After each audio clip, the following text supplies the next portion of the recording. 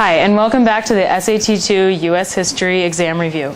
Today we're going to be looking closely at the post-war period, and this is a time where the U.S. again is emerging as an international leader, but also another sort of international crisis is going to emerge now, and that's the Cold War. So we're going to talk more about that later on.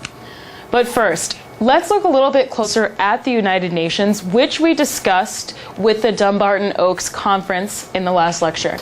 So the term United Nations, it's sort of a spin off of the League of Nations, but FDR actually first coined this moniker for allied nations during World War II. So allied, united kind of goes together. And then after World War II, it expanded greatly to include a ton of different countries all over the world.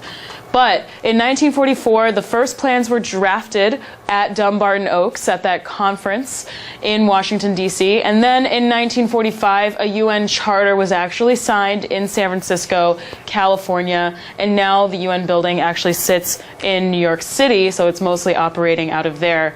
But the most important thing is that the main provisions of the UN charter were first and foremost to settle international disputes peacefully, using neither force nor threat. So it's debatable how effective that's been, because definitely we have seen many wars since this establishment of this organization. But they do meet regularly to discuss all kinds of international affairs in revolving around all sorts of spheres. So let's look a little bit closer at how the structure breaks down in the United Nations. So primarily there is a General Assembly, which is composed of delegates from member states, and then one nation is afforded one vote. It seems pretty democratic. So all these blue countries on the map, which pretty much look like all the countries in the world, except for some disputed territories and certain exceptions, basically the vast majority of countries are now a member of the United Nations.